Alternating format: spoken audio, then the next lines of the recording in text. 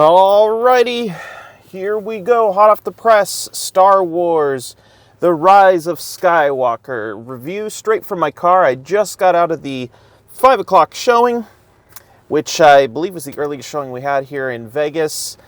And here are my thoughts. I'm going to give you a spoiler-free review first. That'll be really quick. I'm just going to give you real initial impressions. It's hard to not spoil it, so I'm just going to tell you my initial thoughts. Then I'm going to get to the spoiler review. So if you're here and you don't want spoilers, I will give you a warning before we spoil everything, all right?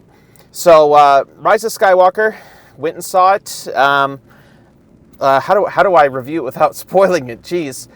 So very quick first impressions, and this is just right out of my head, and I just saw it, so the initial excitement is there. First of all, it's better than the second movie, which of course isn't saying much because the second movie was pretty awful. I'm talking about The Last Jedi, of course, not the Clone Wars or Empire Strikes Back. Woo, man, that would have been bad if I forgot that, hey? So the initial thought is, yes, it is better than the third one. As far as being better than the first, I would put it pretty close to the first one, pretty close to The Force Awakens. Not terrible, not amazing, and I'll have to go into reasons why in the spoiler review. But if you're wondering, should I go see it? Well, if you invested enough to go see the first and second one, you probably should see it just to get it over with and to finish the story. They do mostly close the loops in the story. There's a lot of stuff to close. So one note I do have is when you're making a movie, there is something called show, don't tell. Same goes for when you're making a book, especially when you're making a book. And they aren't very good at that. There's a lot of dialogue, a lot of talking, a lot of, oh, this is the secret thing, and this, let me explain it in a very long dialogue. Oh, this is the thing you always wanted to know. Well, I'm going to give it to you all in a long dialogue. You can tell that J.J. Abrams is a master of suspense, not such a master of the reveal. He likes to keep people guessing, but when it comes to actually revealing information, I think that he could use a little bit of help. He didn't reveal all of the secrets we wanted to know in a very entertaining way, I don't think. But I'll get into that with a spoiler review. It is a good movie, I think. Not bad. I would give it, right off the top of my head, a 7 out of 10, which is about what I would give Force Awakens. I'd put them on pretty much par with each other. There was a lot of what they did in Force Awakens, which is borrow from the previous, the Lucas films, 4, 5, and 6, and not really 1, 2, and 3, and a lot of little shout outs to the fans, which we appreciate, of course. We like it when they try to do fan service. There were, anyway, I'll get into that on the spoiler review. I don't want to give away too much, but if you're curious, should I go watch it? Then, yeah, I think you should. It's pretty good. It's worth seeing in a theater. Not terrible. I wasn't expecting much, and for my expectations, I would say my expectations were exceeded a little bit. This movie was epic in scope, not epic in being awesome. So it wasn't an awesome movie, but it was epic. It was big. It was a really big movie, a lot of stuff going on, tons of action. I mean, it was pretty much all action. Somehow they fit all the dialogue in there with all that action. But my initial thoughts are, yeah, pretty good movie. Actually, not too bad.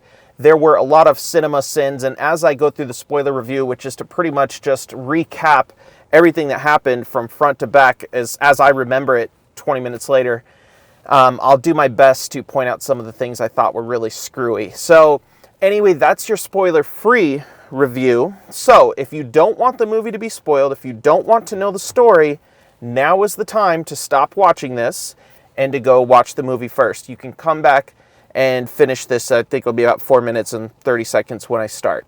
Okay? You gone? Go away.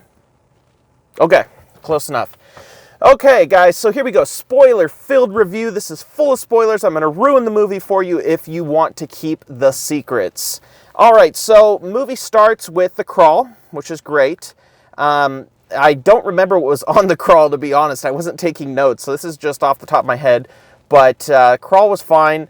There was a lot of stuff in that crawl that wasn't really explained in the previous movie. It just kind of it writes it as if it already happened. Like, oh, all this stuff has happened, and now we're here. And I'm guessing maybe it's all in books or comics or something. I'm mostly just a moviegoer, so maybe I missed all that. Anyway, after the crawl, we get to a slow motion scene, which you've seen in the trailers, is Kylo Ren fighting a bunch of alien dudes with his lightsaber with the cross guard and all that, and he's kicking butt in slow motion. We never find out why, by the way. I don't know why he was fighting all these guys. I don't know what the aliens were. If I were to guess, they looked kind of like Gand. If you've played Knights of the Old Republic, you probably have seen Gand before. There's a little bug-looking dudes that wear suits because they can't breathe oxygen. But I don't know. I can't be sure. But they were little guys, and he, of course, kills all of them. And he's relentless because he's from the dark side, you know. And so then we move on to Rey, and now this is going to get convoluted because I know I'm not going in order, but the whole first 30 minutes of this movie was just a mess, absolute mess.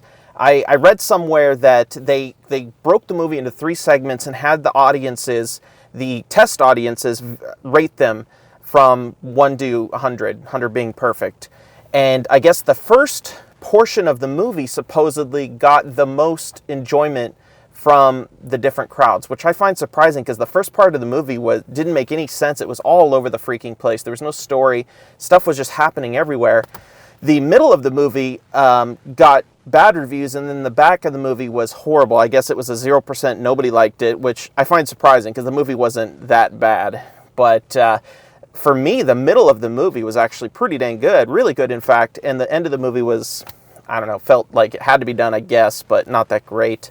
So he finishes his slow motion fight, and maybe he was trying to recover this holocron looking thing. Maybe that's why he was fighting these guys.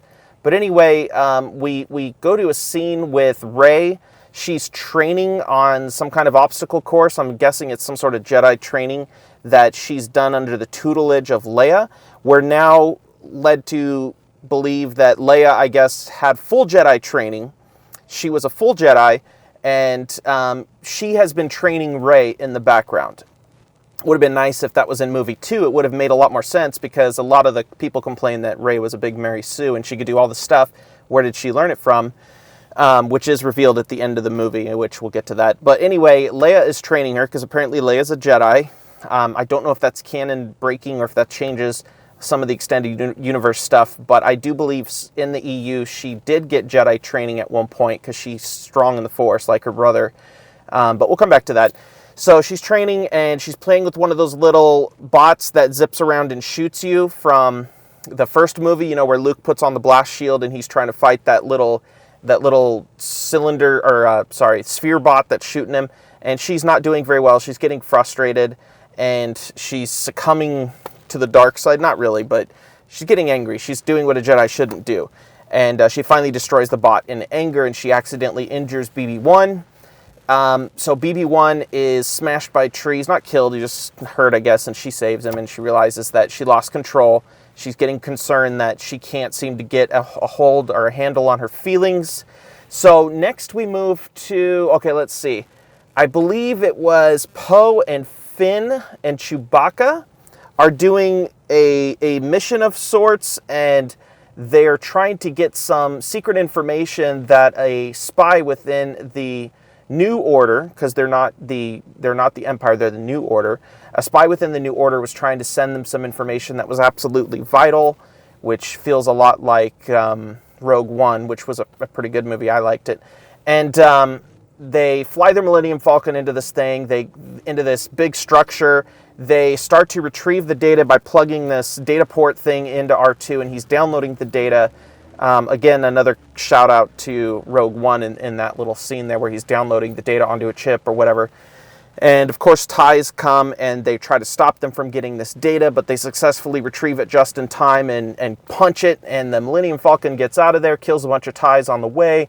They blow up a structure, kills more TIEs. Anyway, they escape, and they escape with this data.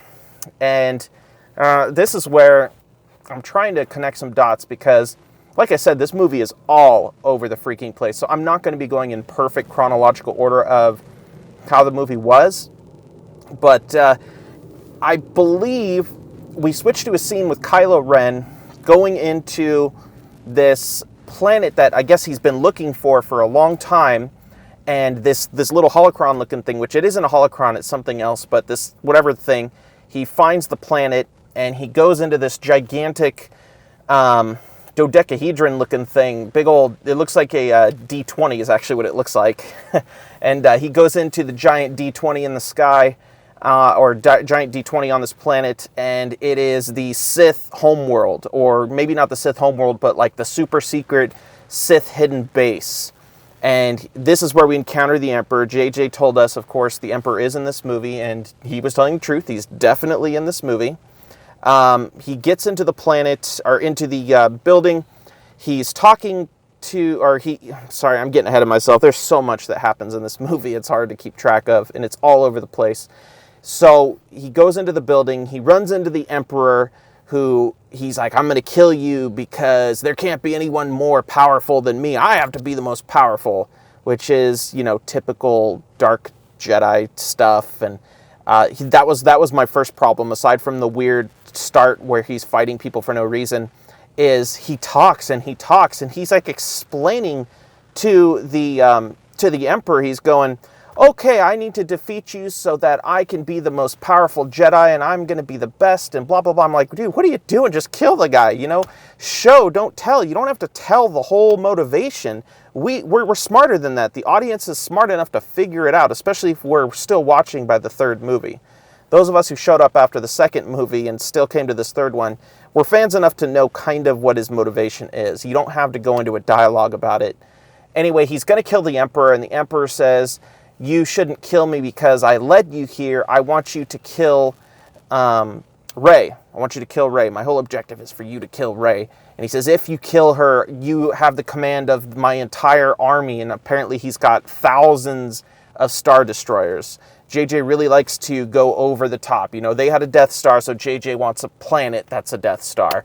They had a fleet of 50 or 60 Star Destroyers in The Empire Strikes Back, or in the Return of the Jedi, and he wants 500,000 Star Destroyers. He likes to make everything bigger, which there's a point at which I'm looking at all these Star Destroyers thinking, man, imagine the logistics building all these things, but whatever. Anyway, it's suspension of belief or disbelief or whatever it is. And he says, I'll give you command of my fleet. You just need to kill Rey, and I'll make you the most powerful, blah, blah, blah, blah. And of course, Kylo Ren is like, okay, sweet, I'm going to be the most powerful. And he rebuilds his helmet, so you get to see the Kylo Ren helmet. Again, I would have rather him never taken it off in the first place in the movies, because that's part of the mystery, right? He rebuilds his helmet. You finally get to see the Knights of Ren, but just like in The Force Awakens, they don't really do much. You don't see them. You see them fighting a little bit, but he never talks with them. You don't get their whole backstory. I suppose that's in a book or some comic they want us to spend money on too, which I'm not going to. So he rebuilds the helmet. He gets into gear to go find Rey. Now this is where the whole movie just got really confusing, and I'm totally lost at what happened when. But he finds Rey initially in a desert, because I guess Rey, Finn, Poe Dameron, C-3PO, and Chewbacca, I believe is the group. They're all in this desert to try and find one of their own little Sith holocron looking things that has all the information.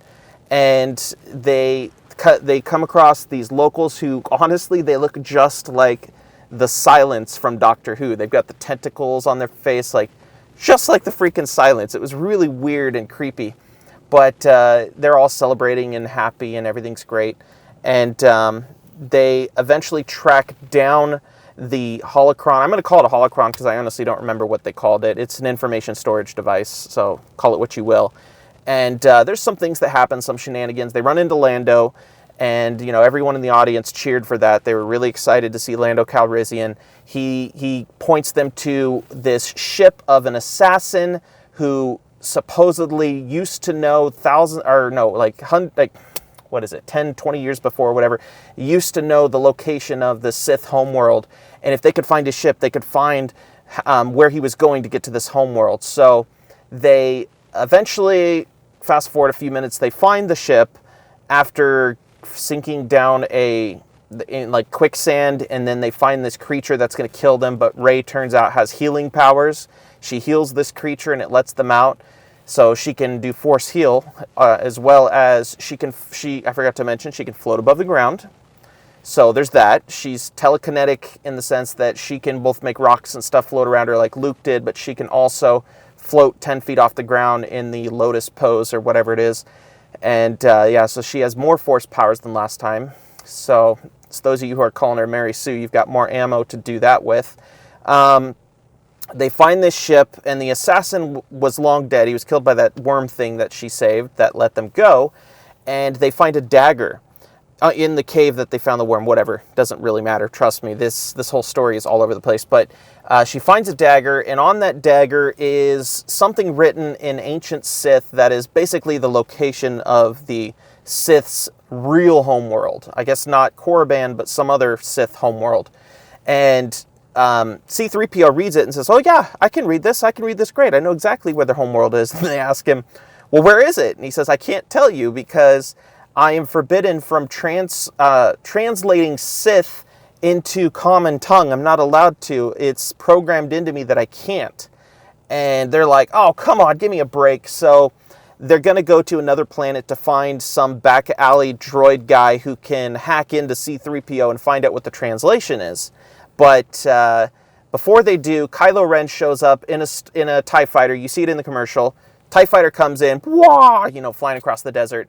And she does a cool little jump and flip over the TIE fighter.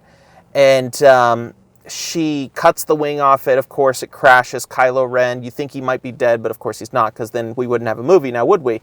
And Chewbacca, in the process, gets captured by the First Order, who then throws him on a transport ship and starts to take off. She sees the transport ship start to take off. She uses the Force, stops it. Again, we're still in canon here because Luke Skywalker can do the same thing with the ship. So she stops the ship, and she's using all her power to pull this gigantic transport back to the ground. And then Kylo Ren suddenly pops up out of the wreckage. Apparently he survived the crash, and he also is pulling on the ship. They're both pulling and pulling, trying to see who has the better force power. It's a total repeat of the second movie. And she suddenly just blasts this transport with force lightning, not intentionally. She didn't mean to do it. She was just pulling on it, and suddenly she force lightnings the crap out of it and just blows the thing up. And she's like, "Oh my God, I killed Chewie! Ah!" And some of the people in the audience started crying, and I'm like, yeah, he's probably not dead, which he wasn't. And she freaks out because she just, not only does she keep losing her patience in the Jedi training or whatever the heck she's doing with Leia, but now she... sorry, stuff keeps popping up on my phone. Now she uses Force lightning, and it keeps confirming to her, "Oh crap, I'm full of the dark side of the Force, and I'm going to just turn into one of them. I just know it." And, she's starting to doubt herself. And she escapes with the crew. She doesn't fight Kylo Ren. Wait, does she? I don't think so. No, I don't think she fights him on the desert planet. It wouldn't be Star Wars without a desert planet, right? She doesn't fight him. They take off in the ship. They get back to the Resistance base. God dang, how do I connect all the dots? There's so much crap that happened in this movie. It's too much stuff for one movie, because you could tell J.J. Abrams was trying to catch up with the big crap that Rian Johnson took on the franchise. So he's trying to fit all the stuff that he had meant to fit into two movies into one. You can kind of see it.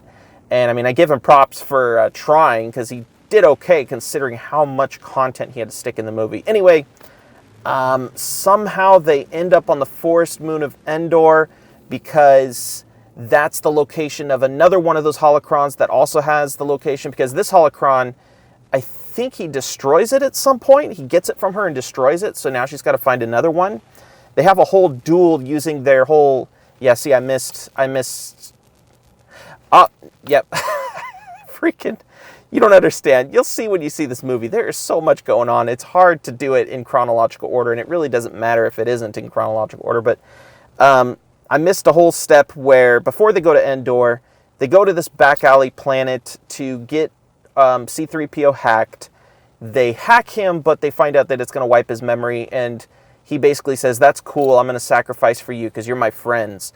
And they wipe his memory, and they find out the location of the Sith home second homeworld or Sith temple or God knows whatever it is, the D20 dice in the desert, and they're going to head over there and find it. But in the process, Kylo Ren shows up in a giant Star Destroyer, his new Star Destroyer from Emperor Palpatine, which is basically just a bigger Star Destroyer, bigger, blacker Star Destroyer.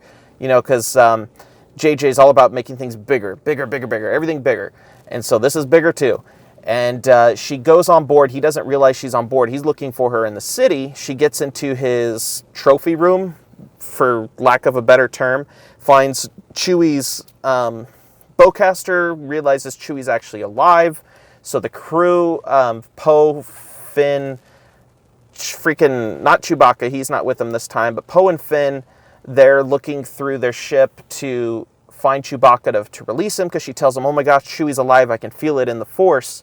And they get there, they're fighting on the ship, which has a very episode 4, New Hope, basically. It has a very New Hope feeling. So he did pretty good at nailing the feel of the old Star Wars in some points, and then other points it just felt like really misplaced fan service. But here, the ship looked like old Star Wars. It really looked like they were running around the corridors of the Death Star in the New Hope movie.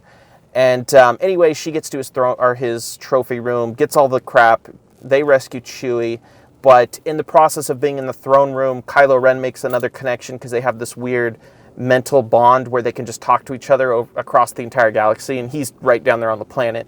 And he starts fighting her. They start lightsaber fighting, even though he's not actually there. He's in the streets of the city, but he's still fighting her, and she's in the throne room or trophy room, whatever, fighting him. And she accidentally knocks over the melted mask of Darth Vader. He sees it in his vision and realizes, oh crap, she's on the ship. So he rushes to get back to the ship. As she and all the crew are trying to escape, right as they're about to leave, he stops her and he says, take my hand, this is the only time I'm going to offer, and join me in the dark side. Of course, she says no, because again, we wouldn't have a movie. She says no to him, and she up and leaves on the Millennium Falcon, who takes off, and they're all happy-go-lucky. And he knows where they're going, apparently. They're going to Endor because somehow she knew it was on Endor. I forget how she figured that out, but she figured it out from his trophy room. Something in there told her that. And so a couple other things happen. I don't remember what. There's a dialogue scene between Poe and Leia, which is really bad, because you could tell, oh man, you could really tell they're using recycled footage of Leia. Dang it.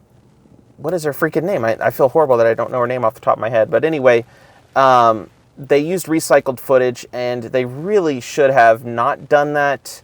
Carrie Fisher, jeez, I feel bad. I call myself a fan. They use a lot of recycled footage, and you could tell, and they tried to work the dialogue around it. It felt like you were watching Whose Line Is It Anyway, and you're given very limited dialogue to interact with, and you have to come up with your best scene. That's what it felt like. It was really cringy. And I mean, I understand that they're trying to respect her by putting her through all 3 movies and reusing the scenes, but really, Rian Johnson should have probably killed her off in the second movie. It would have made a lot more sense. But of course, it's Rian Johnson. He failed that movie miserably.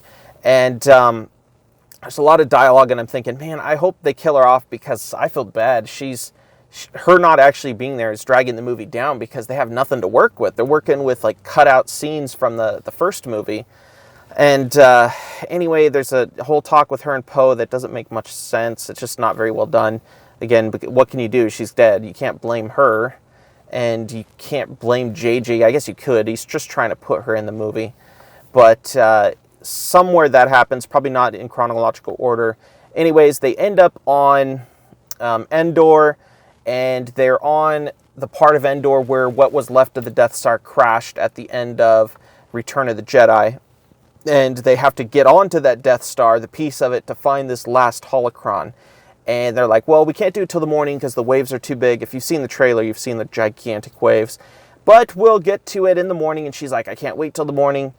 They meet some lady who knows how to ride horses. Again, I don't know how she fits into the story. She just kind of shows up. There's no real time to build her character at all. That was a miss. That was a big miss by JJ. So she gets to the Death Star, and they realize suddenly, oh crap, Rey's on the Death Star now. When did that happen? We got to get over there and save her.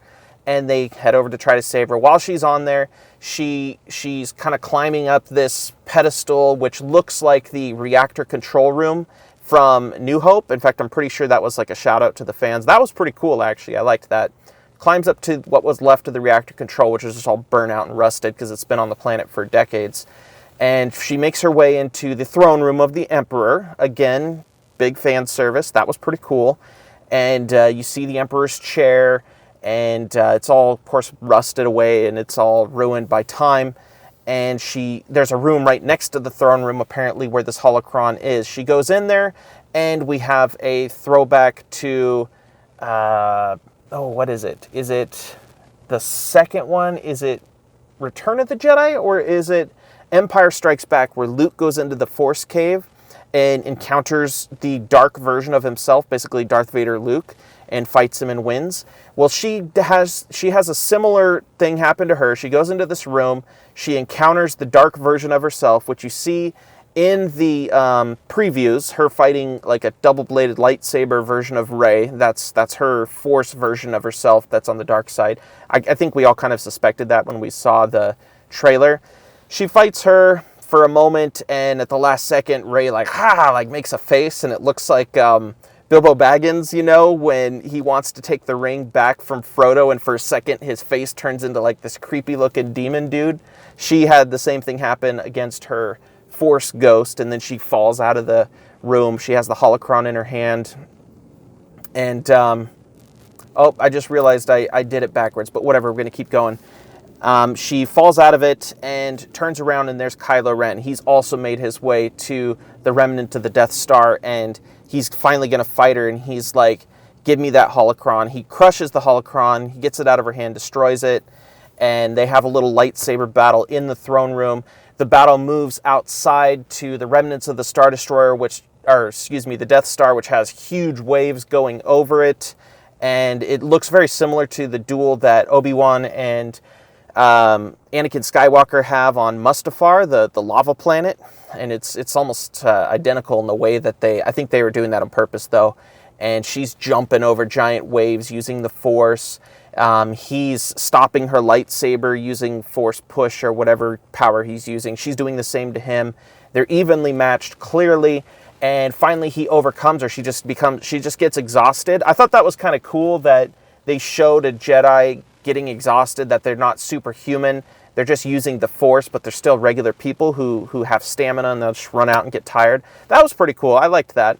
But she runs out, and she just runs out of steam, and she can't defend herself. He goes for the killing blow, and Leia knows that this is the only chance Rey is going to have to stop him. So Leia reaches out in the Force from a totally different planet, reaches out in the Force, and distracts Kylo, or Ben, she calls him, of course, because he's her son, long enough. She says, Ben, you're not lost yet, or something like that, and he stops, and he's distracted, and Rey picks up his lightsaber and stabs him, and it's going to kill him. He's laying there dying. He has a Qui-Gon Jinn moment where he just had the lightsaber thrust through his stomach, and now he's laying on the ground dying. And then Leia dies, because Leia used what was left of her Force, or life, or whatever. She basically pulled a Luke Skywalker and reached out in the Force across a long distance and gave everything she had left to stop her son. So Kylo Ren is dying. Rey realizes at that moment, oh crap, Leia just killed herself to save my life, and now I've killed her son. Some sort of inner dialogue. This is one of the few moments where there isn't dialogue, which is good, because it was show, don't tell, and Kylo's dying. So Rey, at the spur of the moment, decides to heal him using her cool Force heal ability. So she heals his wound. He doesn't die. And he looks at her like, why are you saving my life? And she says something, I don't remember what it was, but I think she just felt bad that his mom had died and thought that there's still some good in him. She pulled a Luke Skywalker on him. And she runs off, gets in his TIE fighter, and takes off to go find this place, because he had the other holocron in his TIE fighter. Oh, no, she doesn't. She takes off in his TIE fighter to go back to the island that Luke Skywalker was on, when we see him in The Return of the Jedi, and she wants to destroy it and just become a hermit like him. But she gets to this island, and we'll come back to Kylo in a minute here, but she gets to the island, she burns his TIE fighter, and she's thinking, that's it, I'm gonna be a hermit, I'm done, they want me to be evil. And sure enough, Luke Skywalker's Force Ghost shows up. Yay! Everyone cheered in the audience. They were all excited, and we get to see him try to redeem his character, and throwing a little bit of shade at Rian Johnson, because she says, I'm going to do what you did. I'm going to be a hermit, and I'm not going to interact with anyone because I can't hurt anyone if I'm here. And Luke Skywalker says, I was wrong to do that. And I'm thinking that's a little bit of shade that they threw at Ryan. Like, he was wrong to do what he did to Luke, making him just this cranky old man. So maybe that's just in my mind. Maybe it wasn't that way, but that's how I thought of it. And I was like, yeah, good on you. Good on you. You stick it to that guy. And she has a conversation with Luke. And Luke says, wait, see, I'm missing something. So in her fight with Kylo Ren, I forgot to say this is probably like the most important part of the movie, and I totally missed it. In her fight with Kylo Ren, she finds out that she, I think I'm doing this in order, is the granddaughter of Emperor Palpatine. So, ooh, big reveal. She is Emperor Palpatine's granddaughter, and her parents were trying to save her by escaping to Jakku, I think is the name of the planet, where we see her on the first one. And they were trying to save her, and they gave her to that guy. They sold her into slavery because they didn't want anyone to know that she was the child of a Palpatine. And then when this assassin came to kill them, they basically told him, well, she's already dead, and then he kills them with the blade that Rey finds earlier in the movie that leads them to the planet. So there's the big connection. Rey finds a blade that was used to kill her parents. This blade was an assassin's blade for the Sith. It eventually will lead her to the planet with the 6 or 20-sided dice or whatever that thing is, the big Sith temple. And anyway, she's talking to Luke, and Luke's like, what? Oh, you mean you're upset that you're Palpatine's kid? That doesn't mean anything. That just means you have his power, but you're a Jedi at heart. You're a good person. It's how you use your power that matters. It's not the power that's within you. And which is pretty cool. It's pretty neat. And she's like, well, what am I going to do now? I've just destroyed the ship, my only way off this island. And he's like, ooh, uses the Force. And apparently he can be corporeal when he feels like it, because he also catches the lightsaber when she's about to throw it in the fire, and he stops that. But anyway, he lifts the TIE Fighter. He lifts the X-Wing, his X-Wing, out from under the water, the original X-Wing from the movies, another fan service moment. Everyone got super excited about that and was all cheering. And it's covered in swamp junk and kelp and whatever because it was under the water. And he's like, here you go, here's the ship. And sends her off to go to Sith Planet. So she's heading out to Sith Planet. A bunch of other stuff happens that I don't remember because I don't think it matters. But she eventually shows up on this planet. But before we get to that, we get back to Kylo Ren, cut back to Kylo Ren, and he is standing there contemplating, what do I do? You know, she just saved my life, and now he's having a real conflict of character. Am I a bad guy? Am I a good guy? She keeps calling me Ben. In fact, she says, I didn't save Kylo Ren, I saved Ben. I think that's what she told him before she left. Forgot about that. Because again, the movie's everywhere. And you suddenly hear someone say, hey, and immediately I'm like, wait a second, that's Harrison Ford's voice. And so Kylo Ren turns around, and there's Harrison Ford. That definitely got the most cheers in the audience. Everyone freaked out. Oh, it's Han Solo. Oh my God, he's dead. How is he there? And Kylo Ren basically says, oh, I'm just having a memory of you. You're not real. And his father says, you know, come home. You're my son. You're Ben. And Kylo Ren, who he calls Ben, of course, he has a thing where he says what he said in the first movie, which is, I know what I have to do, but I don't know if I'm strong enough to do it. And you're thinking, okay, he's going to stab his dad again. And it's a whole repeat of the first one. I mean, I wasn't thinking that, but I think that's what JJ was hoping people would think. And he takes the lightsaber and he doesn't activate it. Instead, he takes his lightsaber with the crossguard and everything, he throws it in the water. I'm done. I'm no longer a Sith, basically. Everyone's cheering in the audience. They were all super excited about that. And then he kind of gets that look on his face like, I got to go help. But you're thinking, how's he going to help? He doesn't have a ship. She took his ship. He somehow gets his hands on another one because he shows up later. So we cut back to Rey. Before we cut back to Rey, there's a whole resistance scene where they're like, we are going to have to assault the Emperor's planet because the Emperor is going to go and destroy every civilized planet in the entire galaxy that doesn't bow a knee to him. He calls it his final order, which that made me laugh. It made me think, obviously, they're going for the final solution, you know, the Hitler thing. He calls it his final order, you know, and it's like, oh, give me a break, but whatever, you know. So the resistance is like, we're going to attack the Sith homeworld or whatever this place is with everything we've got left in the resistance, which isn't much. It's like one cruiser, a Corvette, and a bunch of fighters, and that's it. That's all that's left of the resistance, even though in the second movie it looked like they had nothing left. And he went through that whole thing too. He explained, well, we reached out for help and no one answered, so all we have is what's left on this planet. So we're apparently meant to think the resistance wasn't really lost, it just didn't get any backup. So it still had one planet, its own Yavin 4 or whatever it is. And so the resistance sends everything they've got to help destroy the Sith fleet before it gets off the ground, because once it's off the ground, it's going to spread throughout the galaxy and just destroy everything. And their whole plan of attack is there's a control tower on the planet. If we can destroy that control tower, all these Star Destroyers that are taking off from the planet, they won't have any guidance and they won't be able to maneuver, and we can come in and just destroy them all like sitting ducks. So that's their plan. We jump back to Rey. She goes inside of the 20-sided dice structure that is the Sith Temple or whatever it is, and the Emperor is waiting for her. He's on it. He's suspended on this giant suspension arm with a whole bunch of stuff hooked up to his back, like something out of the Matrix. Excuse me. And he says, welcome, you know, I never wanted to kill you. I just wanted you to come here. It's all part of my plan, because, you know, he's the Emperor, and that's his line is, oh, it's all part of my plan. It's all going according to plan. And so he says, you're here to strike me down. And she's like, yes. And he says, well, good. That's what I want you to do. I want you to kill me, because if you kill me, my spirit and the spirit of all the Sith, because apparently there's this whole building is full of Sith followers who then like give all their energy to the Emperor somehow. I didn't understand that. But this whole Sith race is gonna channel into her, and she will become the new Emperor. And she's had these visions continuously of sitting on the throne, and they're like premonitions, and she doesn't want that to happen.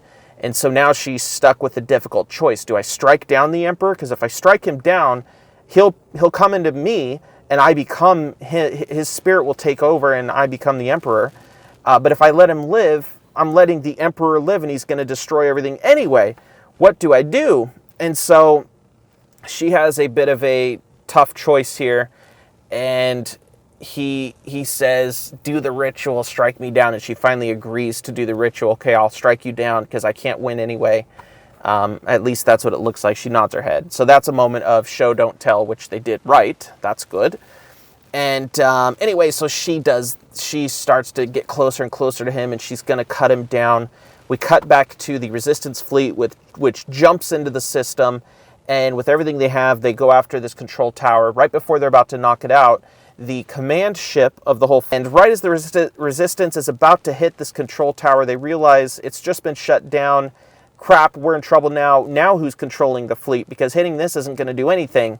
And Poe Dameron, or no, it was Finn realizes, oh crap, it's the command ship over there. Now we have to go hit that ship.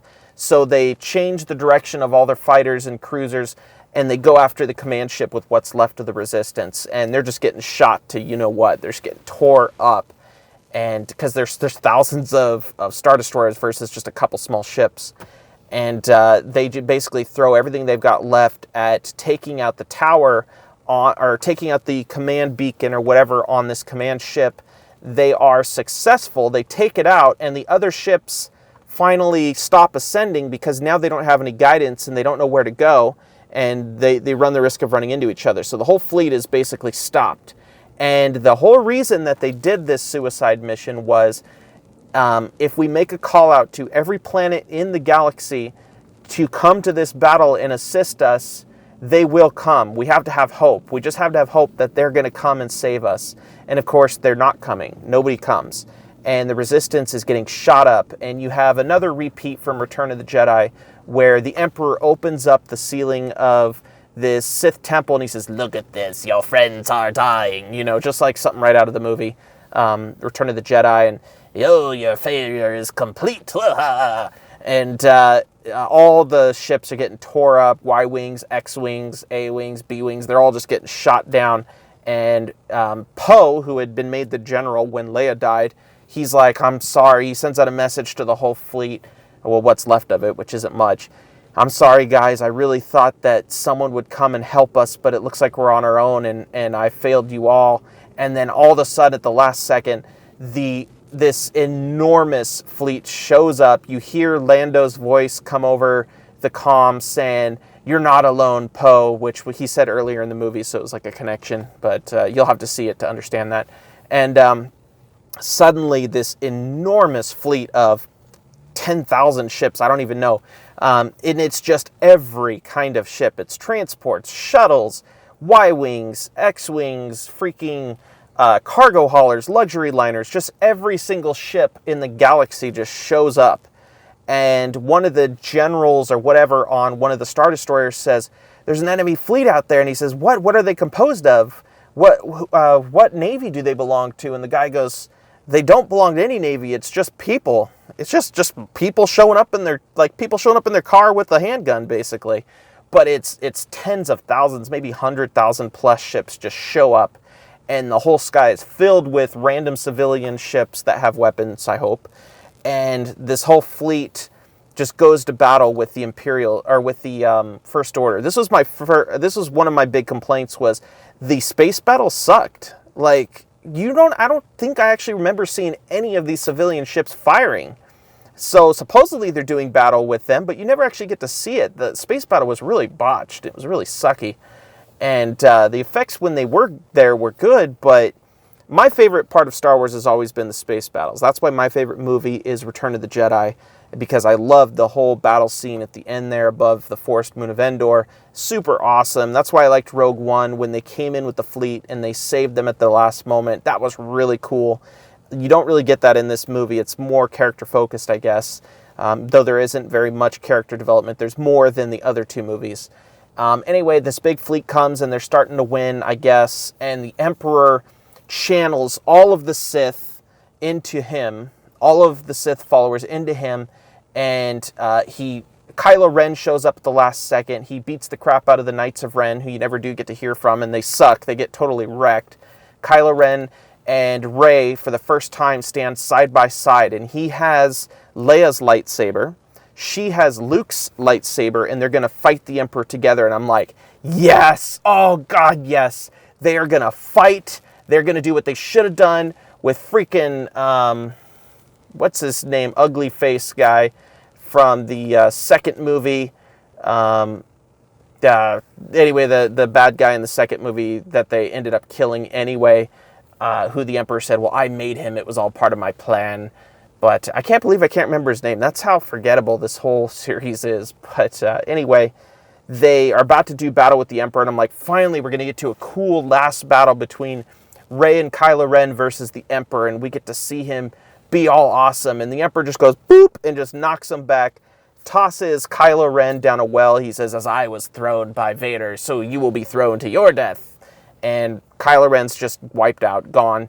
And he knocks Rey to the ground, knocks her lightsaber out, and he starts zapping. He starts using his awesome force power to zap the entire fleet in the sky. He's like using force lightning, and he's just taking down every ship in the sky out of tens of thousands of ships. So again, got to be bigger because it's J.J. Abrams.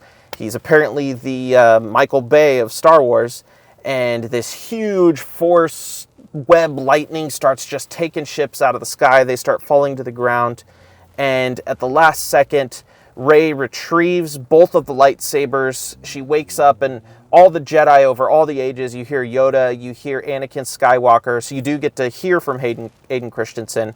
You hear Obi-Wan, you hear everyone telling her, the entire Jedi of all generations are with you. We're here fighting with you. Get up and stop him. And so all the Jedi over all the generations channel their power into her.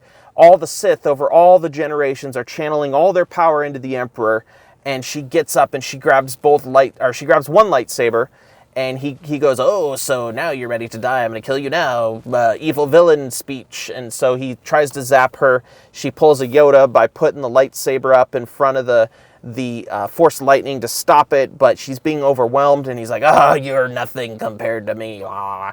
And that's when she uses the Force, gets the other lightsaber, crosses them in like a V or maybe a X of some sort, and starts pushing him back. And he says, you can't defeat me. I am all the Sith. And she goes, and I am all the Jedi. And then it gets closer and closer to him until finally a repeat of episode 3, Revenge of the Sith? Revenge of the Sith? Was that what it's called? Anyway, it's a repeat of that. The Force lightning is turned on him and starts disfiguring him. This time, though, it doesn't just disfigure him. It melts his freaking face off and then just turns him into a pile of ash, and he dies. And all the Sith die. And the entire Sith temple starts falling down around them and just destroys everything. Rey falls on the ground. She's having a Luke Skywalker moment where she's completely drained of her energy, and she knows she's going to die, and she just lays there and she dies. She's dead, okay? Rey is dead. And Finn, I think it is, feels it in the Force, like, oh crap, she's dead. I think Finn might have been a Jedi, or at least had Force capability and never used it. But anyway, he feels that she's dead, and he's all sad and depressed while they're still fighting what's left of the fleet.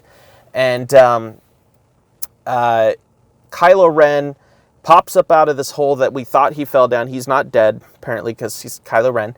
And he comes to her, picks her up, her lifeless body. He uses Force heal on her, because now he's a good Jedi. He's got good Force powers. He uses heal on her and brings her back to life. And she looks him in the eye. They have a moment. And you're like, oh, what are they going to do? And she kisses him. And you're like, oh! And then everyone in the audience is, oh, how cute. It felt kind of weird. I don't know. They didn't have a romantic connection at all to me, but whatever. They kiss, and she looks at him, and then he looks back at her like, well, I'm going to die now. And he died. So he instantly dies. Apparently he gave up what little life force he had left to save her. She can't just save him and do like a back and forth where she saves him, he saves her, and one of them's always dead. So he falls down and he's laying there, and then he dissolves away because now he's a Force ghost, which I guess is just all the Jedi are now Force ghosts when they die. And then it cuts back to Leia. Her body on a bed suddenly disappears because now she's a Force ghost. And so Rey's alive. Yay, the Resistance has won. The Emperor's destroyed. All across the galaxy, they're taking out these remnants of the fleet because people are rising up against them. Rise up, people! Yay, communism! And so the fleets are all getting wiped out. The good guys have won.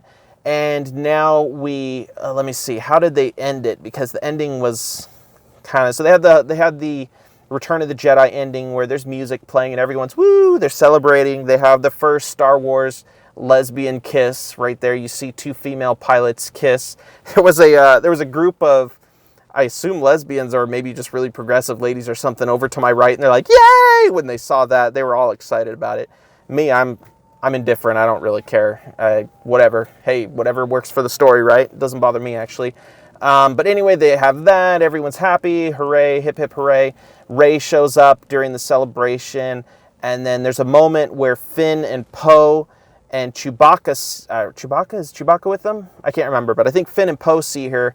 And they're super happy. They hug and they cry. And it was at that moment when they hugged that I'm like, they really should have made this whole story about those three and the dynamic between those three. Because JJ tried to salvage it in this last movie, and he did okay. There's a little bit of character development and friendship, and they joke around and stuff throughout the movie. And I'm thinking if they had done this for the 3 movies, we might actually care about these characters, but it's too late now. Anyway, they hug, and they're sad, and they cry, and everything is good, but everything's bad because they've lost friends, and a lot of people have died. Then we switch over to the end scene of the movie where Rey shows up at Luke's homestead, or the Lars homestead, I believe it's called, where the movie began, where the whole franchise began, which is pretty cool fan service. I actually really liked that bit. And it's sort of half buried in sand. It's been abandoned for a long time. And she takes Luke and Leia's lightsaber. She wraps them in a little cloth, and then using the Force somehow, she just makes a hole in the ground in the sand, and it buries these lightsabers at the homestead. And then she pulls out what looks like a remnant of her staff from the first movie, that big staff that she carries with her, which she carried with her in this movie as well. She still uses it. And she's converted the staff into a lightsaber, which is really cool. That's probably the coolest part of the movie, is the very, very end where she does this. But she activates the lightsaber, and it's a yellow lightsaber, which is extremely rare. You don't see them very often in lore. And I was just watching a movie on what the different colors of the lightsabers mean.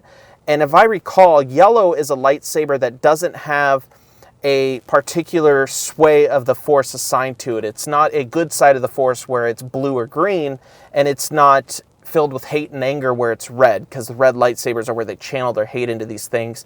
But it's yellow, which I think means she's a gray Jedi now, or maybe it's totally unrelated and JJ just made it yellow just because, to make people wonder. But the lightsaber is yellow. I think that indicates that she's the balance in the Force. She's not a good or bad Jedi. She's just a gray Jedi. And all the forces now come to balance with her. And she activates the lightsaber. Ooh, cool. And then puts it away. And then some random civilian walks by and says, hey, this place has been abandoned forever. Who are you? What's your name? She says, I'm Rey. And she goes, Rey who? And so this is where Rey could say, well, I'm Rey Palpatine. Probably get shot in the head if she said that. But she thinks about it for a long time, and she looks to the side, and then there's the Force ghost of Luke Skywalker and Leia Skywalker as older folks, not young folks. And they're standing there smiling back at her, and she turns back to the lady and she says, I'm Rey Skywalker. Indicating, of course, that she's a Skywalker in spirit. She's not actually a Skywalker, of course. She is the daughter, or the granddaughter of Palpatine, but being a Skywalker is a force, as a frame of mind. It's not about blood. It's about who you are inside or something. I'm guessing that's what he's trying to get across. Cut to the end credits, directed by J.J. Abrams. It's over. That was funny seeing the directed by J.J. Abrams, because I'm so used to seeing directed by George Lucas, but yeah. Anyway, so that's it. That is the entire movie, and not in chronological order. I guarantee you I missed a whole lot of stuff, and I totally threw around what happened when, because so much happened in this movie. I'm looking at 52 minutes right now on my phone here. So, and that was the abridged version of the movie. Like, I tried to explain as much as I could, as fast as I could. I need a drink of freaking water, man. But that's the whole movie. My thoughts are, there were bits of fan service in the movie which were really cool. They were done really well. But there were other bits that came off super cheesy and just goofy, and they weren't executed well. I can't point out which is which, though. The whole space battle was super disappointing. I really didn't like it. It was lame. I would have loved to see more dogfighting. It didn't happen. There was some character played by, I don't remember her name, but she plays Felicity, I think. That show Felicity or something like that. And her character, you don't get enough time to really care about her. She looked like she might be interesting, but again, there's so many different scenes, and it feels a lot like The Last Jedi, where they were just jumping from scene to scene. Now we're on this planet, now we're on that planet, now we're over here, now we're over there, this is happening, that is happening. They're just trying to tell too many stories in one movie.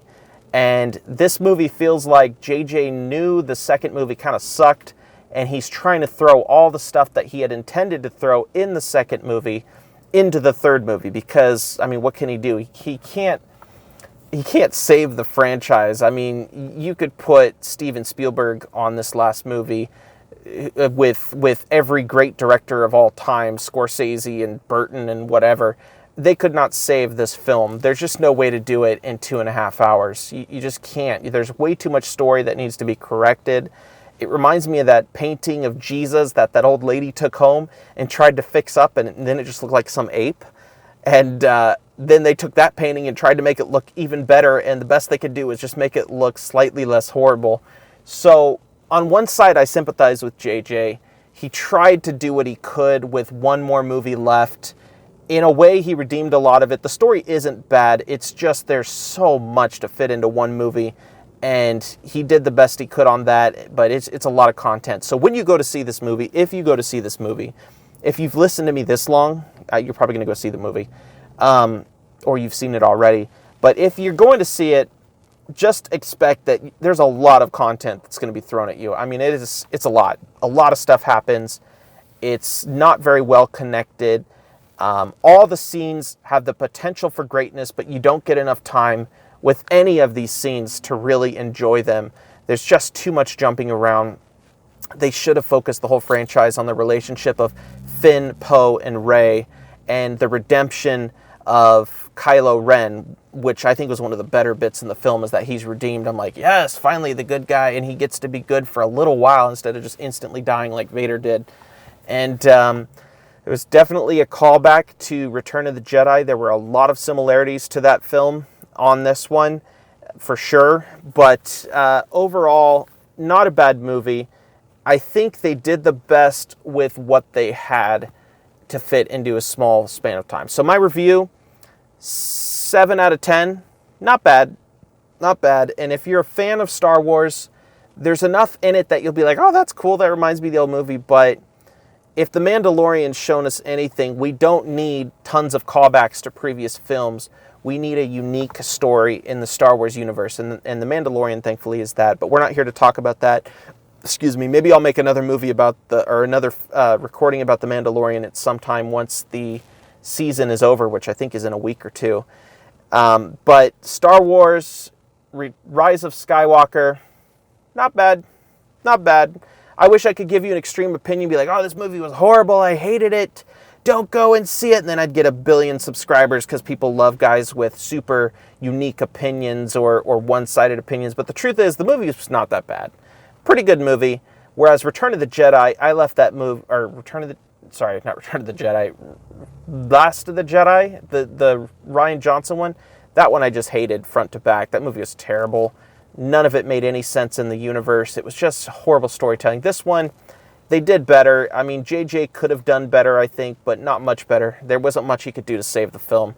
You can't put a Band-Aid on an open wound. So if anything, I'm just glad it's over with, you guys. I am so glad this saga is done. I hope the next one they do, which hopefully is not for a few years, I hope the next one they do is in the Old Republic era. I would love to see a Knights of the Old Republic film. That would be so great. But anyway, it's over with, guys. Thank God.